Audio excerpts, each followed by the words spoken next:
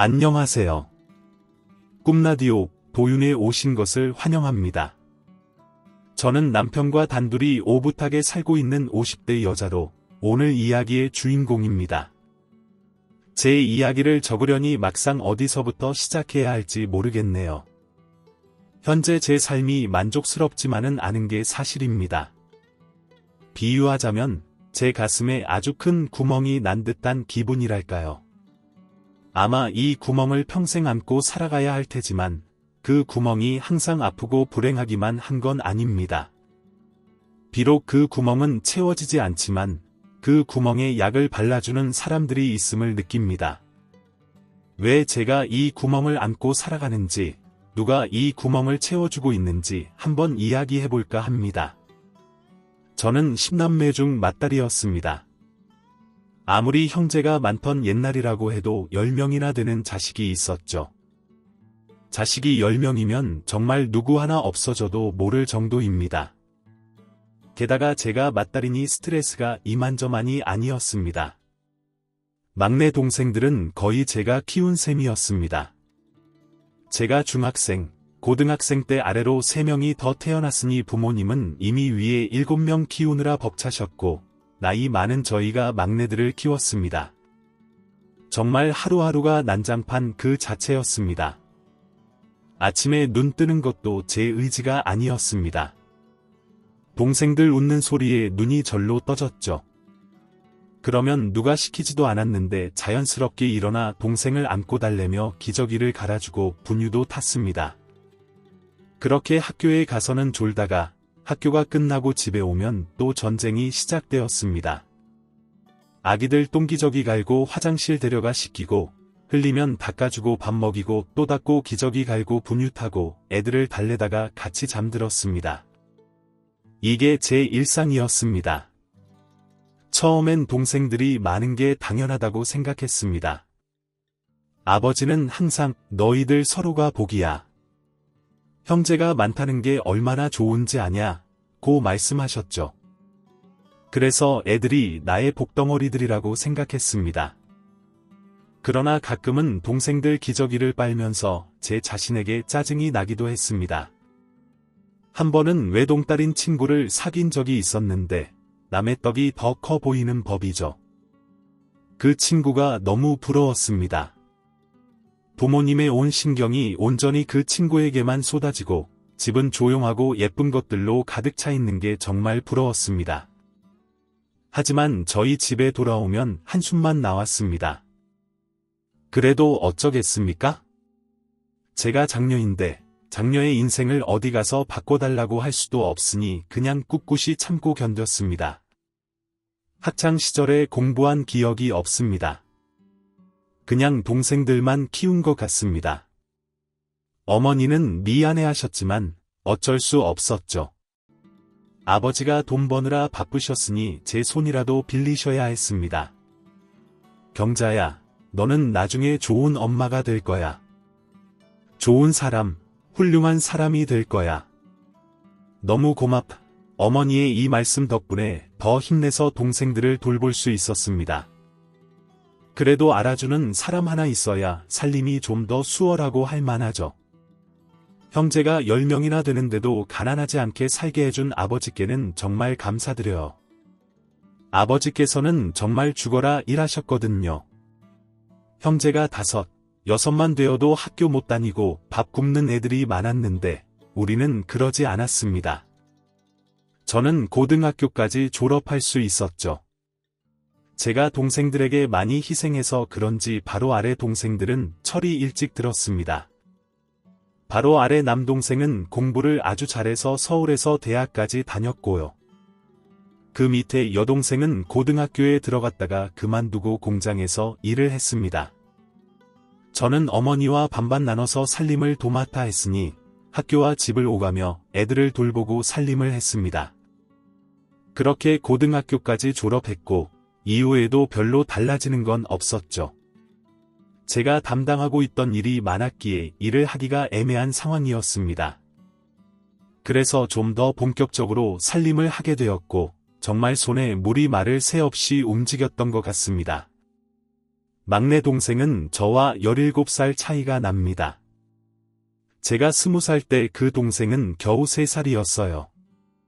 또 남자아이라 어찌나 활발하고 체력이 많이 필요한지 10명의 자식을 낳은 어머니도 감당하기 힘드셨죠. 밑에 꼬맹이들을 돌보며 어머니를 쉬게 해드리고 살림하며 20살을 맞이했습니다. 1년이 지나면서 억울하다는 생각이 들었습니다. 오랜만에 친구를 만났거든요. 친구는 졸업하고 취직해서 회사에 다니고 있었습니다. 고등학생 때 가장 친했던 친구였는데 졸업 후 처음으로 만났습니다. 그런데 고작 1년이 지났을 뿐인데 친구와 제 모습은 너무나도 달랐습니다.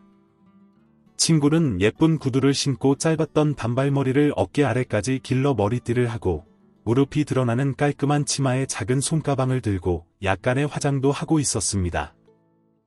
반면 저는 낡은 운동화에 몸보다 훨씬 큰 티셔츠와 긴 면바지, 편하다는 이유로 여전히 귀 아래 단발머리에 장바구니 겸용 가방을 들고 나갔습니다.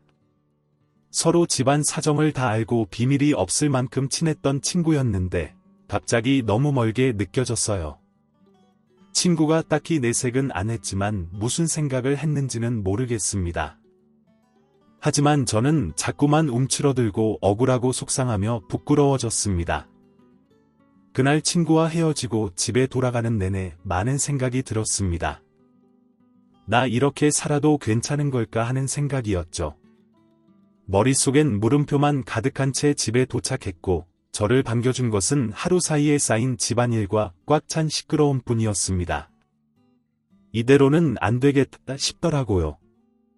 이렇게 살다가는 평생 동생들만 키우다가 늙겠구나 싶었습니다. 변화가 필요했고 저 자신을 위해서 발전이 필요했습니다. 그래서 가족들에게 선전포고를 했습니다. 저 공부할랍니다. 이대로는 안 되겠어요. 공무원 할 거예요. 집에 틀어박혀 살림하며 꿈도 없을 줄 알았던 제가 갑자기 공무원을 한다고 하니 부모님은 엄청 놀라셨죠. 그런데 그때 제 용기에 힘을 실어준 것은 제 동생들이었습니다. 누나 고생 많이 했잖아. 이제 누나 인생 살아야지.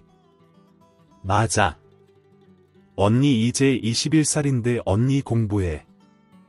내가 공장에서 돈 많이 벌어다 줄게.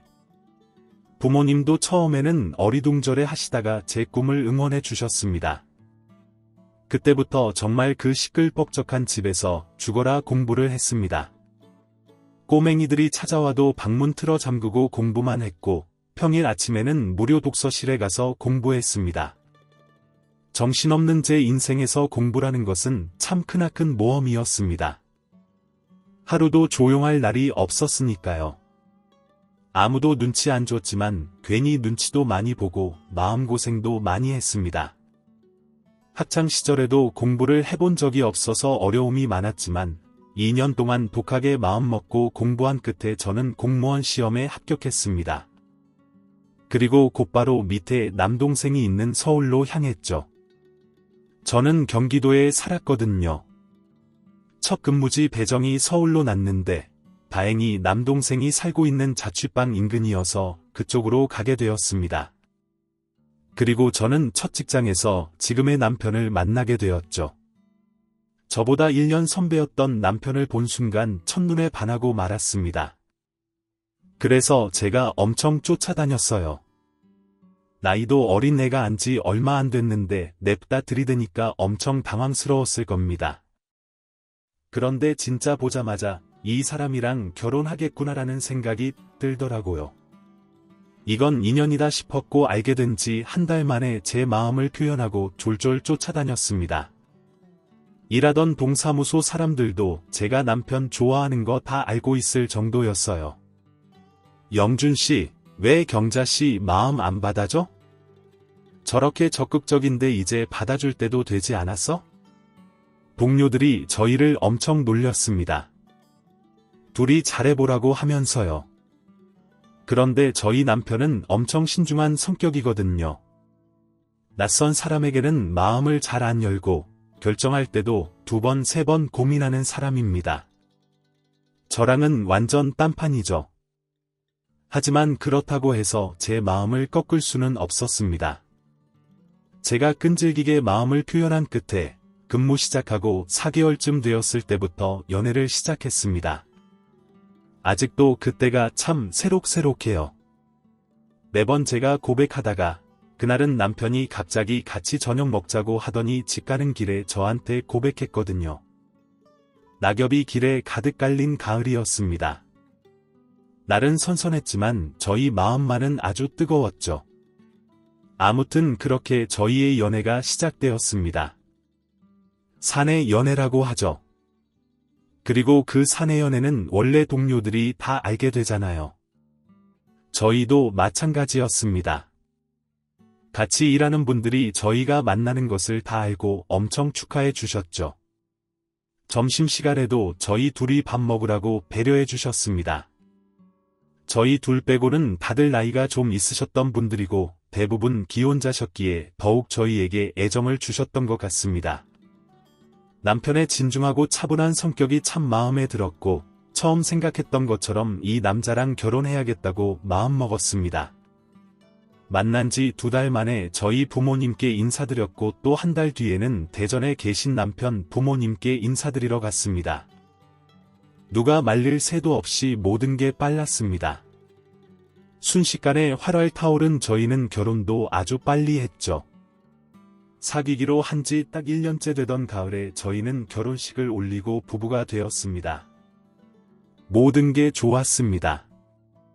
결혼식도 너무 즐거웠고 아담한 신혼집에는 저희가 열심히 고른 가구들, 하나하나 따져본 가전제품들, 함께 산 작은 소품들까지도 구석구석 안 좋은 부분이 없었습니다. 특히 좋았던 건 남편과 계속 함께 있다는 것이었죠. 출근도 같이 하고, 같이 일하고, 퇴근도 같이 하고, 퇴근 후에도 집에서 내내 붙어 있으니 너무 좋았습니다. 누구는 부부가 붙어 있으면 싸움 난다고 직장만이라도 다르게 다녀야 한다고 했지만 저희는 사소한 다툼조차 없었습니다. 신기할 정도로 참 잘 맞더라고요. 그리고 안 맞는 것은 고쳐가면 되니 큰 문제가 되지 않았습니다. 저희는 내내 붙어 있으면서 앞으로의 계획들을 세웠습니다. 몇 년 안에는 얼마큼 모아서 집을 사고 적금은 한 달에 얼마를 넣고 청약을 넣고 생활비는 어느 정도 사용하고 이런 계획들이죠. 저는 이렇게 계획 세우는 걸 잘 못하는 성격인데 남편이 워낙 꼼꼼해서 저를 잘 이끌어줬습니다. 그리고 하다 보니 재밌더라고요. 동기부여도 생기고요. 그리고 가장 중요했던 자녀 계획도 세우게 되었죠. 나는 10남매잖아. 사실 어릴 땐 그게 너무 싫었거든. 왜 싫었어?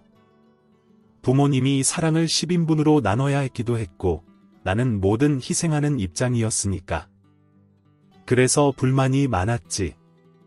외동인 애들이 부럽기도 했고.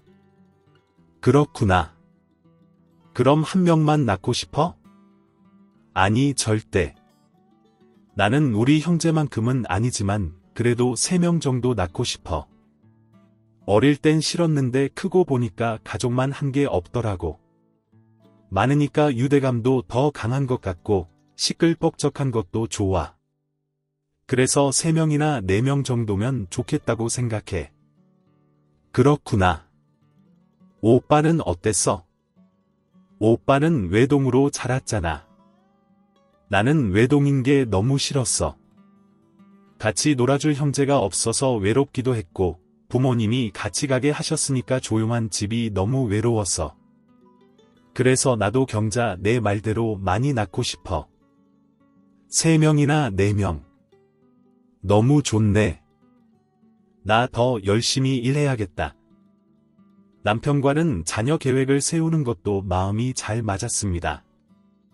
저희는 복작복작한 가정을 꿈꿨고 열심히 모으고 열심히 일해서 아이들이 많은 단란한 가정을 꾸리는 것을 목표로 했습니다.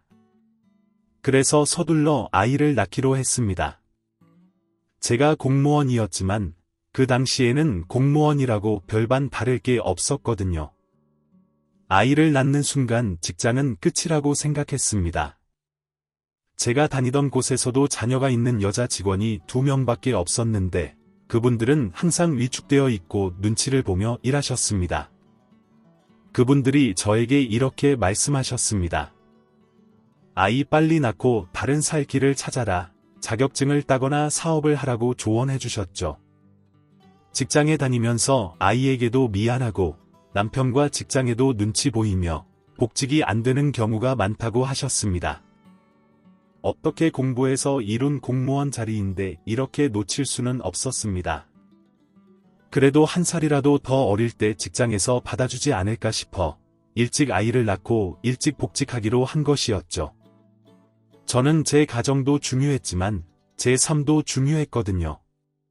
21년 만에 얻게 된 저만의 인생이기도 했고 무엇보다 엄마가 능력이 있어야 아이들도 잘 자랄 거라고 생각했기 때문입니다.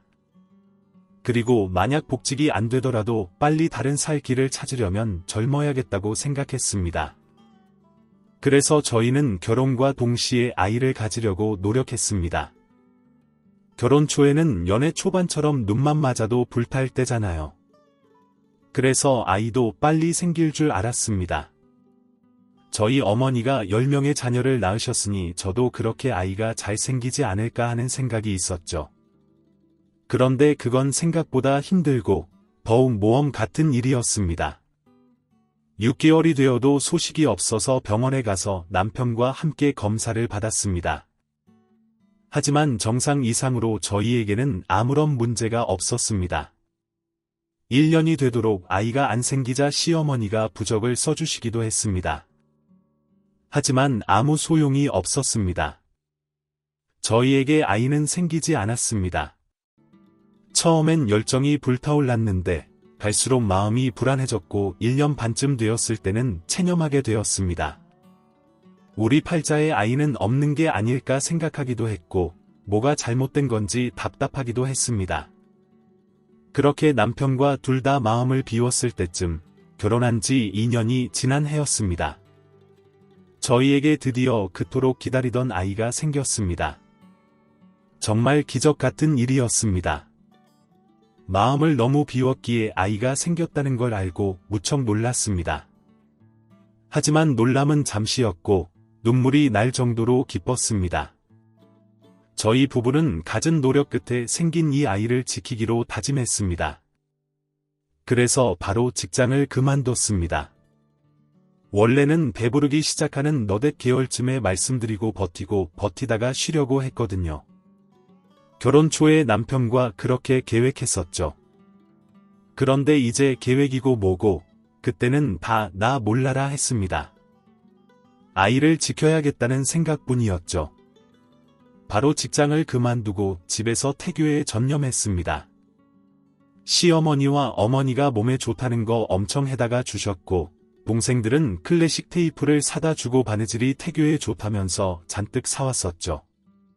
아이가 생긴다는 것은 이런 기분이구나 싶어서 정말 행복했습니다. 아이 심장 소리도 들었습니다. 남편이랑 손 꼭 붙잡고 어찌나 눈물을 흘렸는지 모릅니다. 아이는 저희가 기다렸다는 것을 안다는 듯이 아주 우렁차게 쿵쾅거리는 소리를 내주었습니다. 뱃속에서 발차기도 열심히 하고 어찌나 고기를 찾던지 매일매일 고기를 먹었습니다.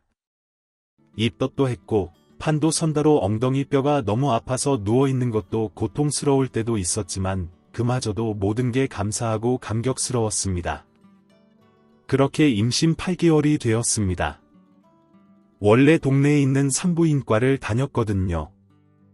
그런데 저희가 시도한 지 2년 만에 생긴 아이이기도 했고 양가 어른분들의 권유로 대학병원을 다녔습니다. 임신 소식 알고 바로 대학병원으로 옮겼죠. 조금 멀기도 했고 대기도 엄청 길었지만 그래도 아이를 위해서 그 정도쯤은 힘들지도 않았습니다. 8개월 되면서 일주일에 한 번씩 병원에 가게 되었고 남편이 매주 쉬기가 힘들어서 친정엄마나 동생들이 따라가 주었습니다. 그런데 그날은 가족들이 다 시간이 안 나서 혼자 병원에 가게 되었죠. 익숙한 버스를 타고 도착한 병원에서 미리 챙겨간 바느질을 꺼내 하면서 제 순서를 기다렸습니다. 1시간쯤 기다렸을 때 제 순서가 되었고 드디어 진료를 보게 되었습니다. 담당 선생님과 인사를 나누고 곧바로 초음파를 받습니다. 무리약이 얼마나 컸어요? 저번엔 손가락 움직이는 것도 보이던데 오늘도 보이나요? 초음파를 보는 순간은 항상 설레었습니다. 하지만 영상을 봐도 저는 뭐가 뭔지 잘 모르니까 선생님만 쳐다보고 이것저것 물었죠. 그런데 선생님이 평소랑 다르게 말씀을 안 하시는 겁니다. 평소보다 느리게 손을 움직이시면서 꼼꼼히 초음파를 보시더라고요. 왜 그러세요? 선생님 저를 흘끗 보시더니 이번에는 좀 더 세게 제 배를 누르시면서 초음파를 받습니다. 왜 그러는지도 모르겠고 배가 아프더라고요. 선생님 왜 그러세요? 아이가 버텨주질 못하네요. 네 버텨요. 아이가 버티질 못했다니 그게 무슨 처음엔 정말 무슨 뜻인지 몰라서 어리둥절했다가 이내 그 말이 무슨 뜻인지 알게 되었습니다. 이해되자마자 눈에서 눈물이 주르르 흘러내렸습니다. 아닌데요. 아니 다시 보세요. 선생님 다시요. 얼른 다시 봐주세요. 잘못 보신 거예요? 얼른요. 하필 혼자일 때 하필 혼자서 그 슬픔을 견뎌야 했습니다. 제가 진료실에서 엉엉 울면서 나오자 수많은 임산부 대기자들이 저를 쳐다봤습니다. 안타깝고 안쓰러운 눈으로 쳐다봤습니다. 눈물로 앞이 안 보일 정도로 울다가 한쪽에 앉으려고 하니 간호사가 저를 부릅니다. 수술 날짜 잡고 가세요. 산모님. 방금 유산 소식을 들은 사람한테 수술 날짜를 잡으라니 너무 서럽더라고요. 그날 집에 어떻게 갔는지도 모르겠습니다. 버스를 탔는지 택시를 탔는지도 기억이 안 납니다. 남편이 퇴근하고 올 때까지 울기만 했고 소식을 들은 남편도 정말 많이 힘들어했습니다. 아직 내 뱃속에는 분명 아이가 있는데 저는 일주일 뒤에 수술을 받게 되었고 아기를 지우는 수술이 아닌 아기를 낳을 때처럼 하는 제왕절개였습니다. 산모들처럼 똑같이 산후 후유증을 견뎌야만 했습니다. 하지만 저희에게 아이는 없었습니다. 반년쯤 지났을 때 제가 남편에게 제안을 했습니다. 우리 봉사 다닐까 그래 좋아 계획적이고 꼼꼼한 남편이 아무것도 묻지 않았습니다. 어디로 언제 봉사를 갈 것인지요? 아마 말하지 않아도 남편은 알았을 겁니다. 제가 보육원에 가서 봉사를 하고 싶어 한다는 것을요. 아이를 잃고 종종 얘기를 했었거든요. 우리에게 아이가 올 운명이 아닌 것 같다고 하지만 아이가 너무 좋으니까 보고 싶다고요. 거기에 제가 그 아이들한테 뭔가 해줄 수 있는 게 있다면 더욱 좋을 것 같았고요. 그렇게 해서 선택하게 된 곳이 보육원이었습니다. 제가 아이 잃고 공무원 복직 안 하고 다른 일 했거든요. 여러 사정이 있었는데 저를 불쌍한 사람이라 생각하는 것 같은 시선들이 너무 힘들어서 그만두고 동생 도와서 집에서 일을 하고 있었습니다. 일을 쉬는 주말에 남편과 함께 멀지 않은 보육원으로 향했습니다. 봉사하는 아는 사람이 있었던 것도 아니었고 그냥 무작정 전화해서 도움의 손길을 좀 보태고 싶다고 했습니다. 원장님께서 얼마든지 와도 된다고 하셨고 그렇게 처음 방문하게 된 것이었습니다. 전화로 상황을 대충 듣기는 했지만 생각보다 더 많은 아이들이 있었습니다. 그리고 생각보다 더 많은 도움의 손길이 필요해 보였고요. 첫날은 정말 애들 얼굴 볼 틈도 없이 일만 하다가 왔습니다. 애들 수가 몇십 명이니까 설거지거리가 상당하더라고요. 그걸 여태 선생님 두 분이서 했다는 게 믿기지 않을 정도였습니다. 침구류도 어마어마했습니다. 이불 빨래들은 보육원에서 나이가 많은 아이들이 도와주기도 하더라고요. 괜히 마음이 애잔했습니다. 저 어릴 때 생각도 나더라고요. 하고 싶은 거 못하고 동생들 위해서 일해야 한다는 게 마음이 쓰였죠.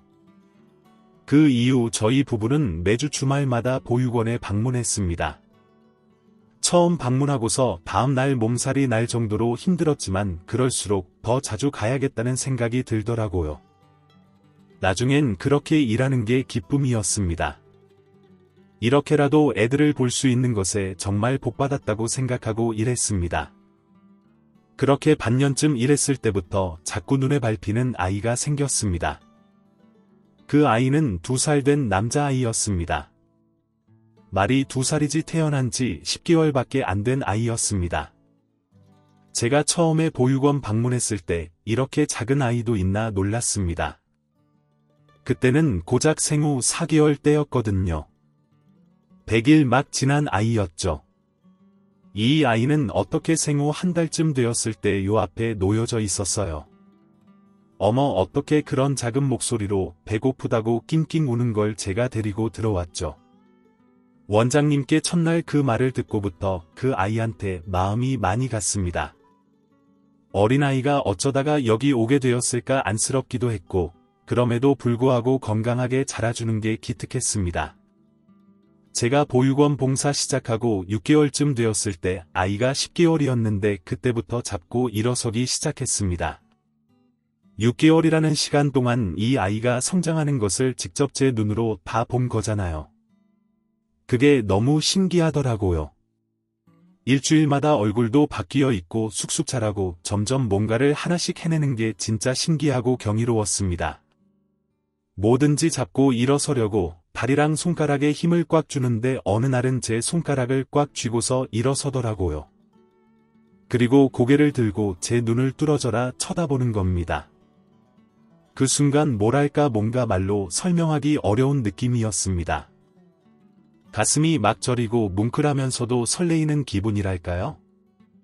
아무튼 그때부터가 시작이었습니다. 저는 그 아이에게 완전히 푹 빠져버렸습니다. 봉사를 마치고 집에 가서도 계속 생각이 났고 보육원 가면 제일 먼저 그 아이를 찾게 되었습니다. 차에서 내리자마자 아이 이름을 부르며 보육원으로 달려갔죠. 돌쯤 되었을 때는 원장님 양손을 꼭 붙들고 한 발, 2발 내디디면서 저를 마중 나오더라고요. 그땐 너무 감격스러워서 쪼그려 앉아 팔을 벌리고 눈물까지 흘렸습니다. 그 아이가 제 아이라도 되는 것처럼 애틋하고 소중했습니다. 그리고 고맙게도 남편이 이런 제 마음을 알아주었습니다. 우영이 말이야, 우리가 입양할까? 정말 그래도 되겠어. 정말이야. 응, 나도 고민 많이 했어. 우영이 우리가 입양하자. 좋은 부모가 되자. 보육원 원장님도 저희의 뜻에 아주 좋아하셨고 적극적으로 입양 절차를 설명해 주셨습니다. 그렇게 우리에게는 아주 소중한 아이가 생기게 되었습니다. 아이가 생기니까 가족이라는 단어가 다시금 제 마음에 새겨지는 것 같았습니다. 정말 하루하루가 아까울 정도로 소중했습니다. 우영이는 아주 씩씩하게 커주었습니다. 정말 튼튼해서 추운 겨울에도 감기도 앓지 않았습니다. 걸리기에 걸렸죠. 그런데 하루 딱 아프고 약 먹으면 다음날 언제 그랬냐는 듯이 생생해졌습니다. 또 모든 게 빨랐습니다. 걸음마 했을 때도 또래보다 빠르구나 싶긴 했거든요. 그런데 말도 빨리 하고 한글도 수도 엄청 빨리 깨우쳤습니다. 그게 느렸어도 아무 문제 없었겠지만 저희가 적극적으로 뭔가를 해주지 않았는데도 야무지게 잘 자라주는 모습이 너무 기특하더라고요. 하지만 제일 사랑스러웠던 것은 따로 있었습니다. 바로 저희에게 사랑 표현을 엄청 잘해준다는 것이었습니다. 아이가 막 말문이 트였을 때 동요를 많이 틀어줬습니다. TV에서 율동하면서 동요 따라 부르는 것도 보여줬죠. 작은 몸으로 덩실덩실 귀엽게도 춤을 추더라고요. 그러다가 어느 날 갑자기 정말 갑자기 제 앞에서 딱 서더니 방실방실 웃으면서 이러는 겁니다. 엄마 사랑해. 내가 지금 무슨 말을 들은 건가 싶어서 너무 감동적이어서 눈물이 다 나더라고요. 아이를 꼭 끌어안고 나도 사랑한다고 하니까 사랑해라는 말을 10번도 넘게 더 해주는 겁니다. 아이가 처음 걸으면서 제게 왔을 때만큼이나 기뻤습니다. 아이는 사랑 표현을 참 잘하는 아이로 컸습니다. 안아주고 뽀뽀해주고 사랑한다고 해주고 고맙다고 해주는 게 익숙하고 자연스러운 아이였습니다. 이 정도면 됐다. 이렇게만 커주면 더할 나위 없이 행복하겠다고 생각했습니다. 저희는 아이가 저희의 친아들이 아니라는 사실을 말하지 않았습니다. 언젠가는 말할 거였지만 너무 어린 나이에 알게 되면 충격도 많이 받을 것 같고 상처도 생길 것 같더라고요. 그래서 아이가 어느 정도 크면 말하기로 했습니다. 어느덧 아이가 초등학생이 되었고 어릴 때처럼 아주 야무지고 똑부러지는 아이로 커주었습니다. 학교에서 선생님들도 엄청 칭찬을 많이 하셨습니다.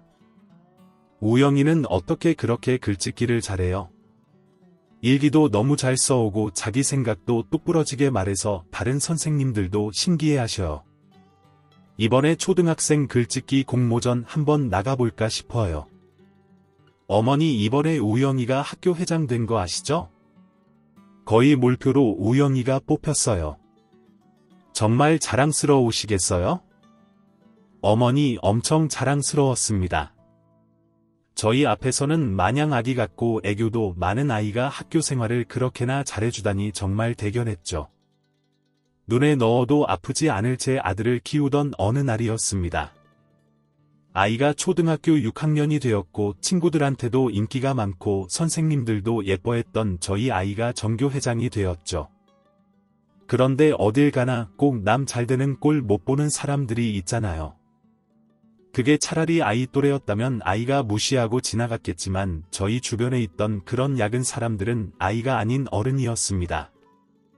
그것도 같이 아이를 키우는 학부모들이었죠. 어느 날 아들이 시무룩한 표정으로 집에 들어오더라고요. 우영아 무슨 일 있었어? 표정이 왜 그렇게 안 좋아? 학교 끝나고 교문에서 다른 친구들 엄마를 만났는데 아이 이야기를 들어보니까 정말 가관이었습니다. 저희가 있던 동네가 좀 학군이 좋다고 해야 하나 유난이라고 해야 하나 아무튼 좀 그런 동네였습니다. 결혼했을 땐 아무 생각 없었거든요. 직장 근처에 괜찮은 매물 구하다가 들어간 거였으니까요. 그런데 초등학교 들어가 보니까 치맛바람 일으키는 엄마들이 장난 아니었습니다. 학비도 엄청 쓰더라고요. 그런데 그렇게 돈 들여가며 키웠는데 저희 아들이 전교회장을 하니까 얼마나 배가 아팠겠어요. 하교하는 저 애 붙잡고 정말 별소리를 다 했더라고요. 어디 학원 다니냐부터 시작해서 아버지가 고작 공무원인데 누굴 닮아서 공부를 잘하냐며 사실은 친아들 아닌 거 아니냐는 농담까지 하면서 자기네들끼리 낄낄거렸답니다. 정말 눈이 뒤집히더라고요. 곧장 그 엄마들 찾아가서 머리끄댕이를 잡아버렸습니다. 어디 애한테 할 소리가 없어서 그딴 소리를 하나요? 한바탕 소동이 일어났고 사과까지 받아내긴 했는데 아이는 상처를 받은 것 같았습니다. 한동안 계속 묻더라고요. 엄마 나 정말 친아들 맞지? 친구들도 나한테 엄마랑 안 닮았다고 내가 보기에는 닮은 것 같은데 실은 친구들이 이런 말을 하는 데에는 이유가 있었습니다. 저희 아이가 아기였을 때는 몰랐는데 크면서 보니까 생김새가 조금 남다르더라고요. 꼭 동남아 사람 같다고 할까 한 3, 4살쯤 되었을 때 아이가 혼혈이라는 것을 알게 되었습니다. 특히 까무잡잡한 피부와 진한 눈매가 도드라졌죠. 그것 때문에 초등학교 저학년 때 놀림을 받기도 했지만 금방 극복하고 친해졌습니다.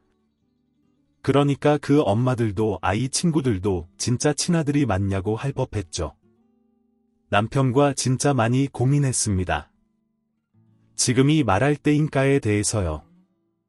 그런데 계속 친아들이라고 해놓고 나중에 사실 아니라고 하면 만약에 말하기도 전에 아이가 알아버리면 그건 더 큰 상처잖아요. 그래서 저희는 지금이 때인 것 같다고 생각하고 아이한테 솔직하게 털어놓기로 했습니다. 우영아 사실은 엄마 아빠가 널 보육원에서 입양했어. 열린 우리 아들이 혹여나 놀라서 울면 어쩌나 상처가 크면 어쩌나 보육원 원장님께 들어보니 갑자기 성격이 변하기도 한다던데 하지만 우려와 달리 아들은 입을 꼭 다물었습니다. 저희 세 사람 사이에 정적만 흘렀습니다. 남편도 저도 쉽사리 입을 열지 못하고 아들의 반응만 살피고 있던 그때였습니다. 아들이 천천히 고개를 끄덕였습니다. 그렇구나, 어쩐지라니 겉모습이 너무 달라서 그런 생각을 아주 가끔 했어요. 아들이 그런 생각을 했다는 것은 처음 알게 된 사실이었습니다. 또래 남자아이답지 않게 살가운 성격에 부모 애착도 커서 저희한테 모든 걸 다 얘기하는 아이였거든요. 교우 관계, 학교 생활, 고민 등이요. 아들은 다시 생각에 빠지더니 이렇게 말했습니다. 감사합니다. 친아들도 아닌데 사랑해 주셔서 감사해요. 그게 무슨 말이야? 당연히 널 사랑하지. 그런데 이 사실을 말하는 건 혹시 저를 다시 보육원에 보낼 건가요? 뭐 그게 무슨 말이야? 우영아, 너는 우리 아들이야. 내 호적에 내가 있고 내가 널 키웠어. 그런 일은 절대 없어. 그럼 앞으로도 저를 사랑해 줄 건가요? 말이라고 내가 어떻게 널 사랑하지 않을 수 있겠니? 그럼 저도 앞으로도 계속 엄마 아빠를 똑같이 사랑해도 되는 건가요? 당연하지, 넌 둘도 없는 우리 아이야. 고마워요. 엄마 아빠 훌륭한 어른이 될게요. 꼭 엄마 아빠한테 효도할게요. 아이가 닭똥 같은 눈물을 뚝뚝 흘리면서 말했습니다. 저와 남편은 아이를 꼭 안아주었습니다. 아이의 마음이 어떨지 많이 상처받았는지 아닌지는 모르겠다만 저희의 마음은 달라지는 게 없었습니다. 누구보다도 이 아이를 사랑하고 끝까지 지킬 것을 처음 데려온 순간부터 약속했던 것이었습니다. 아이에게 사실을 알린 후에도 변하는 건 없었고, 아이가 변한다고 해도 언제든 그 자리를 지킬 자신이 있었습니다. 다행히 아이는 크게 상처를 받지 않은 듯 했습니다. 걱정했던 것보다 조금 더 덤덤하게 받아들인 것 같더라고요. 학교 생활도 평소와 같았고 저희와의 관계도 여전했습니다. 거의 12년 동안 사실을 말하는 날만 걱정하고 고민했는데 생각보다 괜찮았습니다. 오히려 후련한 마음도 있었고요. 그동안은 아이한테 거짓말을 하는 것 같은 기분이었거든요. 아무튼 이렇게 저희 가족은 여전히 평화로웠습니다. 똑똑하고 사랑 넘치는 아들과 다정하고 꼼꼼한 남편이 함께라면 그 누구도 부럽지 않았습니다. 하지만 곧 저희의 평화는 아주 산산조각이 나고 말았습니다. 평화를 깨뜨린 돌덩이는 남편의 사고였습니다. 정말 일과 가족밖에 모르는 사람이었습니다.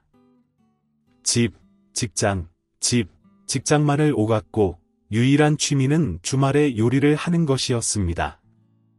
아이가 초등학교 3학년 때쯤부터는 주말에 둘이 도맡아서 요리를 해주었죠.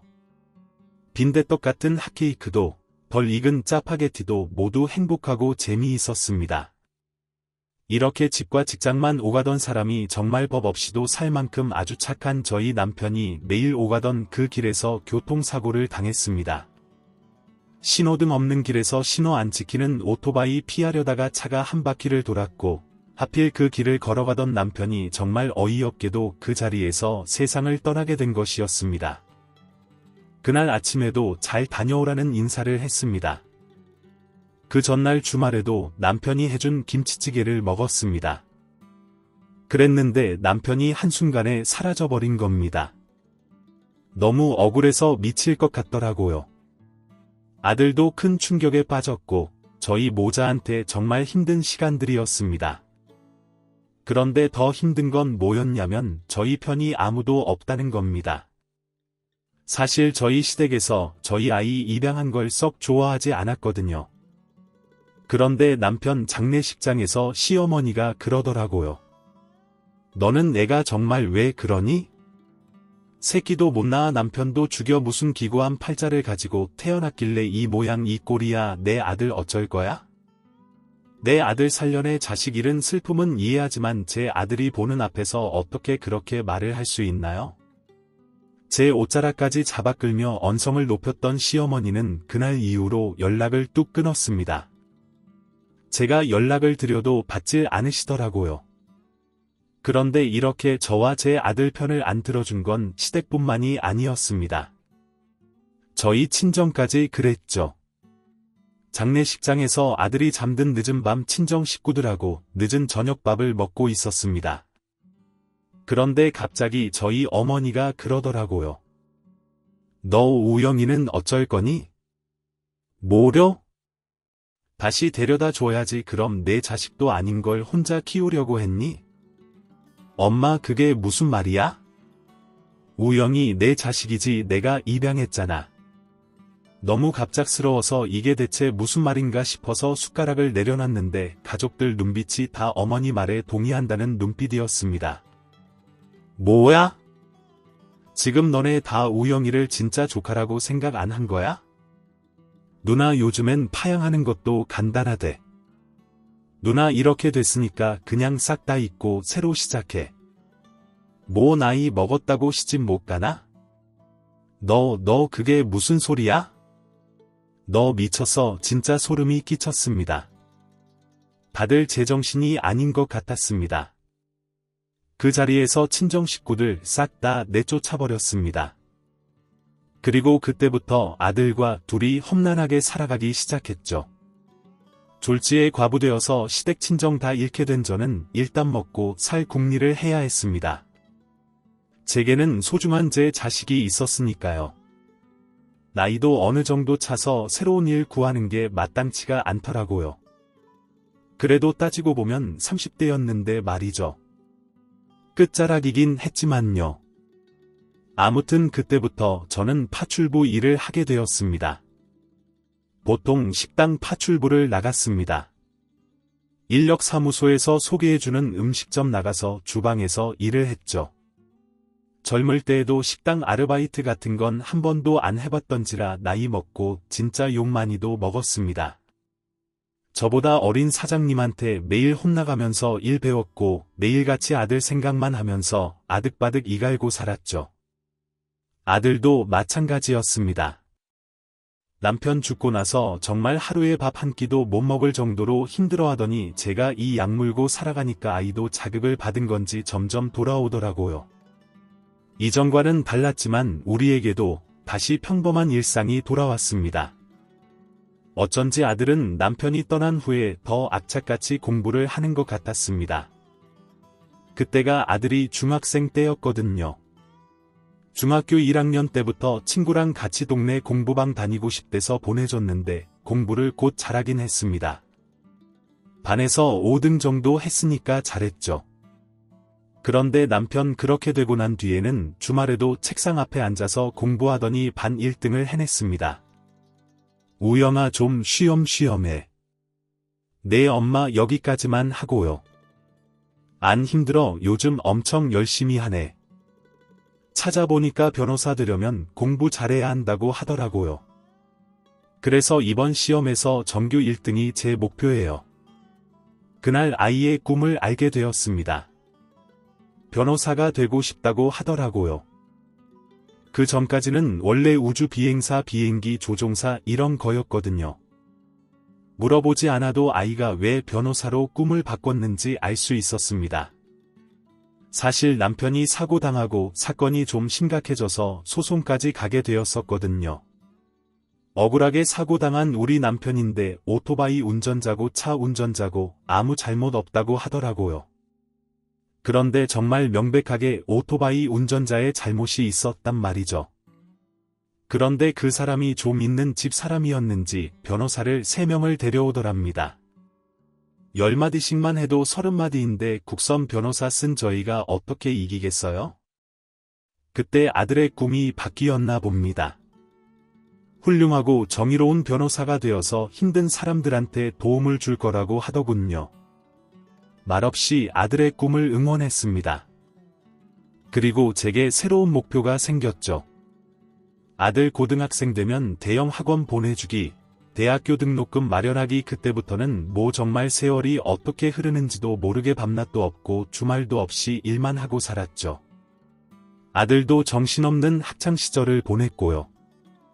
아들이 수능 치르던 그때는 진짜 딱 시간이 멈춘 것 같았습니다. 제가 너무 긴장이 되더라고요. 일하는데 청심만 하나 씹으면서 일을 했을 정도였습니다. 그래도 그날 아들한테는 시험 잘 봤냐는 얘기는 하지 않았습니다. 저보다 더 떨렸을 테니까요. 그리고 어련히 말하지 않을까 하고 기다렸던 것도 있었고요. 그런데 아무리 기다려도 얘기가 없길래 잘못 봤나 보다 하고 마음을 비웠습니다. 그러다가 1월에 갑자기 제 아들이 서울대에 합격했다는 겁니다. 진짜 너무 놀라서 말이 안 나오다가 콧가슴이 너무 벅차서 터지는 줄 알았습니다. 마치 제가 지금까지 한 일에 대한 보상을 받는 기분이었죠. 서울대 들어간 우리 아들이 너무 대견하고 자랑스럽고 기특해서 미치는 줄 알았습니다. 아들은 대학교도 나오고 군대도 갔습니다. 군대 보낼 때 안 울려고 했는데 그게 참아지는 게 아니더라고요. 내 새끼 가서 고생하지 않을까? 처음 보는 짧은 머리도 마음 시리고 참 많이도 울었습니다. 그래도 시간은 빠르게 흘러갔고 전역해서 쉴 틈도 없이 곧바로 학교 복학도 했습니다. 졸업 후에는 로스쿨까지 다니고 어느덧 진짜 변호사가 되었습니다. 우리 우영이 너무 장하다. 너무 장해. 로스쿨에서 성적이 좋았던 아들은 변호사 되고 곧바로 한 로펌에 들어가게 되었습니다. 저는 들어도 잘 몰랐는데 아들이 입에 닳도록 얘기했던 곳이었거든요. 존경하는 변호사가 있다고도 했었죠. 그런데 거기서 러브콜이 들어왔고 같이 일하게 되었다며 정말 기뻐했습니다. 그동안 차곡차곡 모아두었던 비상금을 탈탈 털어서 좋은 양복과 구두를 맞춰줬습니다. 출근 전날 아들은 미용실에 가서 머리도 예쁘게 다듬었죠. 엄마 다녀올게요. 첫 출근을 하는 아들을 배웅하고 저도 나갈 준비를 하려고 서두르다가 그만 아끼는 머그컵 하나를 깨뜨렸습니다. 제가 뭘 깨뜨리거나 그런 사람이 아니거든요. 컵에서 물 한 번도 안 엎지르는 사람인데 그날은 이상했죠. 깨진 조각들을 급하게 주워 담다가 손가락도 베었습니다. 다시 줍고 쓸고 청소기까지 돌리고서 가게에 출근을 했죠. 그날따라 가게에 단체 손님이 와서 무척 바빴습니다. 물 한 모금 마실 틈도 없이 이리저리 뛰어다니면서 일을 했죠. 한참 일하다가 손님들 다 빠지고 숨 좀 돌리려니 오후 2시더라고요. 아들은 일 잘하고 있나 하고 가방에서 핸드폰을 꺼냈는데 글쎄 전화가 30통이 와 있더라고요. 모르는 번호였습니다. 그런데 기분이 되게 불길하더라고요. 이 전화가 좋지 않은 전화 같다는 예감이 들었습니다. 저는 떨리는 마음으로 전화를 걸었고 그날 저는 제 전부 제 인생을 잃었습니다. 아들의 죽음 뭐라고 말이 안 나오더라고요. 아들이 죽었다는 전화를 받고 진짜 아무 말도 안 나오더라고요. 갑자기 말문이 턱 막혀버렸습니다. 오늘 첫 출근을 한 내 아들이 갑자기 죽었다니 그게 말이 되나요? 드디어 원하는 꿈을 이룬 아들이 갑자기 하늘나라로 가버렸다니. 심지어 뺑소니 사고로 혼자 1시간가량을 바닥에 내팽개쳐져 있었답니다. 남편이 죽었을 때보다 더욱 가슴이 찢어지는 고통이었습니다. 세상에 남편도 아들도 모두 떠나보낸 것만큼 불쌍한 게 또 있을까요? 아무것도 못했습니다. 일상을 다시 이어갈 수가 없었고 더 이상 살아갈 이유도 없었습니다. 아들이 죽고 남편이 있는 납골당의 남편 바로 옆자리에 아들을 보냈습니다. 그 이후로 납골당에 못 가겠더라고요. 그 두 사람이 같이 그곳에 있는 걸 본다는 게 너무 힘들었습니다. 그렇게 혼자 집에서 은둔 생활을 하면서 저는 점점 망가져갔습니다. 그러다가 이대로는 정말 못 살겠다는 생각이 들더라고요. 살아서 뭐하나 이제 그만해야지 싶었습니다. 그래서 이 세상 떠나기 전에 남편하고 아들이 있는 곳 한 번만 다녀오자 생각했습니다. 몸이고 얼굴이고 정신이고 만신창이가 되어서 아들과 남편이 있는 곳에 갔습니다. 그런데 저희 아들이랑 남편이 있는 곳 앞에 한 젊은 남자가 서 있더라고요. 누굴 보러 왔구나 하고 신경 안 쓰려고 했는데 정확하게 저희 아들 앞에 서 있더라고요. 뭐지 싶어서 고개를 들어서 그 남자를 쳐다봤습니다. 그리고 그 순간 저는 바닥에 주저앉고 말았습니다. 목소리가 덜덜 떨렸고 손가락까지 덜덜 떨렸습니다. 제 앞에 있는 사람이 제 아들인 겁니다. 죽은 제 아들이 서 있었습니다. 우우영이 남자가 눈물을 뚝뚝 흘리면서 쓰러진 저를 쳐다봤습니다. 귀신을 보는 건가, 내가 아들이 너무 그리워서 헛것이 보이는 건가, 아니면 정말 우리 아들인가 혼란스러웠습니다. 그때 남자가 얘기했습니다. 형을 아세요? 형이라니 우리 아들이 아는 동생인 건가, 대체 어떻게 된 상황인 건가 싶었습니다. 곧 제 아들을 닮은 그 남자가 아주 충격적인 얘기를 했습니다. 제 아들과 똑같이 생긴 그 남자는 제 아들의 동생이라고 했습니다. 그것도 쌍둥이 동생이라고 했습니다. 그 청년이 얘기하기를 자신도 보육원에 버려져서 자랐다고 했습니다. 저희 아들과는 다른 보육원이었죠. 그런데 그 청년은 그냥 버려진 게 아니라 청년의 엄마가 보육원 앞에 놓고 가려다가 보육원 선생님을 딱 마주쳤답니다. 선생님과 청년의 엄마는 한참 동안 얘기를 나눴고 그 엄마라는 사람은 한참 울다가 결국 청년을 놓고 갔답니다. 제 예상대로 베트남 사람이 맞았고요. 한국 와서 한국인 남자랑 결혼했는데 사정이 있어서 애들과 도망쳐 나왔는데 그 엄마가 사기암에 걸렸다는 걸 알게 되어서 아이들을 키울 수 없어서 보낸다고 했답니다. 상상도 못했던 사연에 저도 덩달아 눈물이 나더라고요. 그리고 그때 그 엄마가 보육원 선생님께 아이들이 쌍둥이라는 것도 말해줬답니다. 그런데 둘 다 한 보육원 앞에 놓지 않은 것은 혹여나 애들 아빠가 찾을까봐 그런다고 했다더라고요. 만약 걸려도 하나라도 살아남으라고. 아무튼 그렇게 저희 아들의 쌍둥이 동생은 보육원에서 자랐고 7살이 되던 해에 입양되었다고 했습니다. 부모님은 대기업에 다니는 능력 있는 회사원이었는데 아이가 생기지 않아서 입양을 했다고 했습니다. 그 청년을 보니까 알겠더라고요. 양부모님께 많은 사랑을 받았을 거라는 게 느껴졌습니다. 쌍둥이 형의 존재를 알았던 청년은 항상 형을 그리워했고 찾으려고 노력도 해봤습니다. 보육원에 베트남 혼혈 아이가 있었느냐고 연락도 돌려보고 혹시라도 단서가 될 만한 게 있을까 싶어서 미니 홈피 같은 것도 찾아봤다더라고요. 하지만 어디서도 단서가 될 만한 게 없었고 마음을 비우고 살아갔답니다. 그러다가 한 잡지를 보게 되었는데 거기서 저희 아들을 봤다더라고요. 아들이 대학교 다닐 때 대학생 모델로 잡지용 사진 한번 찍은 적이 있었거든요. 뭐 대단한 건 아니었고 그냥 아르바이트처럼 딱 한 번 했던 거였습니다. 그런데 그 오래된 잡지를 그 청년이 발견을 한 겁니다. 그것도 집에 있는 잡지들 버리려고 하다가요. 그게 대학생 때 찍은 거고 대학생 컨셉으로 찍은 거라 학교 정보랑 이름이 나와 있고 인터뷰도 짧게 실려 있었거든요. 그거 보고 청년이 아들 학교에 전화해보고 갖은 노력으로 수소문을 해서 겨우겨우 저희 아들 동기를 찾아냈답니다. 저도 아는 아들 친구였습니다. 아들과 굉장히 가깝게 지냈던 학생이었고 아들이 보육원에서 왔다는 것도 알고 둘이 동반 입대도 했을 정도였죠. 아들 장례식장에서도 대성통곡을 했던 친구였습니다. 그 친구한테 연락을 했는데 그 친구가 아들이 세상을 떠났다는 얘기를 하며 납골당 위치를 알려줬고 그래서 청년이 저희 아들이 있는 납골당까지 오게 된 것이었습니다. 그리고 생후 한 달 무렵에 헤어진 형의 사진을 보며 눈물을 흘리고 있었던 거죠.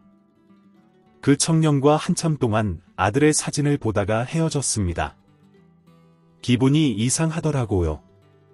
어떻게 이런 일이 있나 싶다가도 이건 우리 아들이 나 더 살다 오라고 죽지 말고 살라고 만들어준 인연이 아닌가 생각되었습니다. 투명한 유리문 속 환하게 웃고 있는 아들이 그렇게 말해주는 것 같았습니다.